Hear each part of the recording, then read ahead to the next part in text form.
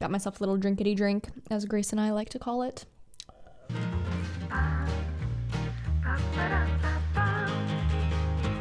Hi everybody, welcome back to my channel. If you're new here, welcome. I'm Amber Rose, also known as the Religious Hippie. You could basically follow me on any social media platform, or you can go straight to my website at thereligioushippie.com. On my website, you'll find economy rosaries, haters will be prayed for prayer journals, St. Jude prayer mugs, and also just a donation page where you can help me keep this ministry running. I truly could not do this without your help, and if you cannot help financially, please consider liking, commenting, and subscribing to help us with the algorithm. Thanks, guys. So today's video is the continuation of the 7 Deadly Sins series. It's been a little bit since I've done one of these because I've been doing a lot of live streams, but today we're going over wrath, or as I wrote, warth, so many times in the script. So bear with me. Now, I noticed a lot of confusion regarding wrath. Some people believe that simply being angry is a form of wrath. Others believe that in order to commit the sin of wrath, you have to basically go to extremes, as in murdering somebody or something like that. So we're going to clear all that up, and maybe you'll figure out that you struggle with wrath, or maybe you'll figure out you don't struggle with wrath and you thought you did. Wrath is defined as the inordinate and uncontrollable feeling of hatred. Wrath can cause people to hate others and cling to that hatred. It also causes people to seek revenge on others, sometimes to the point of physical harm or worse. Now, this is not to be confused with righteous anger. In the Bible, there are many times when Jesus shows righteous anger towards the Pharisees and those who turned his dad's temple into a marketplace. Righteous anger is when something external happens to us that causes a rise in angry feelings or passions due to threats, inappropriate behavior, or evil. If you caused bodily harm to somebody else in the act of self-defense, you have not sinned, so please don't worry about that. Psalm 4:4 states to be angry, but sin not. Anger in itself is not a sin, and sometimes it's righteous anger, like we just talked about. It's only when it invokes a feeling of hatred, revenge, and or harm to another is when it actually starts becoming sinful. And now you might have those thoughts pop into your head, but if you renounce them right away and refuse to act on them or dwell on them, that's not a sin. It's when we actually decide to make the choice to go and pursue those revenge tactics or whatever it might be, and to inflict harm on another, that's when it becomes sinful. However, I have to say that these days people get upset about literally anything and everything. Dessert? Wait, did he just say we couldn't have dessert? Nobody has emotional chastity anymore. A lot of people let their emotions dictate their life and run their life, and that's not how we should be living. But people get so upset about things these days because they put themselves at the center of their universe, and so they dictate what is good and evil. So it's like relativism, basically. Your truth is your truth, my truth is my truth. It's a mess. So for example, somebody who's pro-life should have righteous anger because they understand the evil that is occurring inside those abortion clinics. But a pro-choice person will be outraged at a pro-life person. But this is sinful anger because it's not tethered to truth and they are willing evil. 3-year-old child.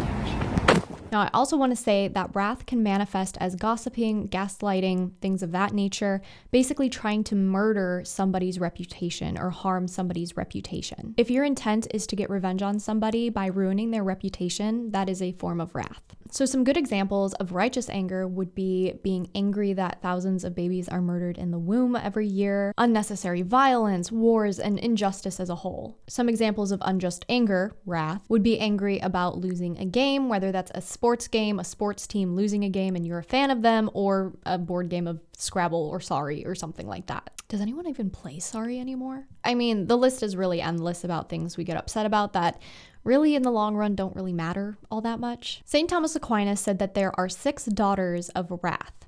There's quarreling, swelling of the mind, contempt, clamor, indignation, and blasphemy. Before I researched this, I don't know what I thought quarreling was, but it definitely wasn't having verbal or physical confrontations that sometimes results in injury to somebody. That's not at all what I thought quarreling was, but anyways, swelling of the mind is when somebody obsesses over their plans of revenge. They daydream about it. They wish things would happen to this one person who hurt them, and they just really are focused on the revenge aspect of things. Contempt is when you say insulting things to somebody. Clamor is a disordered and confusion of speech. This doesn't mean that you're just speaking gibberish and like blah, blah, blah, blah, blah. It means that you are in such a fit of rage that you don't know what you're talking about.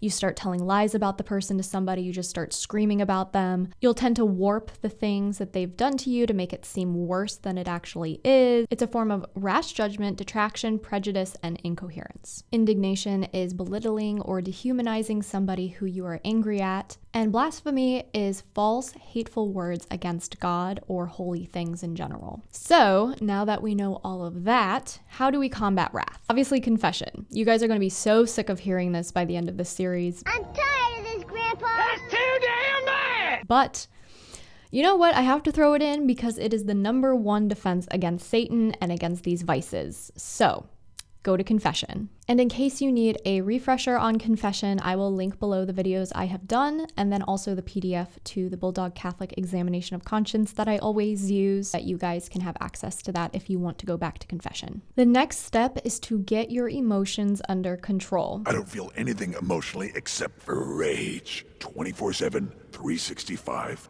At 1,000,000%. Easier said than done, I know, but you need to be in charge of the way you act. Your emotions cannot dictate the way that you live and the way that you act and portray yourself. You have to have control over them. Forgiveness, mercy, and self-awareness are going to be key in this area. We need to be aware of when we're more likely to lash out, when there's situations that might trigger our anger, and prepare ourselves for those situations and come up with a game plan. This could be breathing exercises, being able to hold your tongue, or walking away when you need to. It's all about changing your perspective, mindset, and surroundings. Pray for those who trigger your anger as well. This is going to be way more beneficial to both of you than causing a scene. Remember that if you hold on to grudges, anger, or revenge, you are only remaining a slave to those vices. It's not true freedom. Only through mercy and forgiveness can we find true freedom. Now, if there's somebody who has hurt you repeatedly, there is nothing wrong with cutting out toxic people. I don't want you guys to think that you have to keep these type of people in your life. However, we will need to find healing, and I've personally found a lot of healing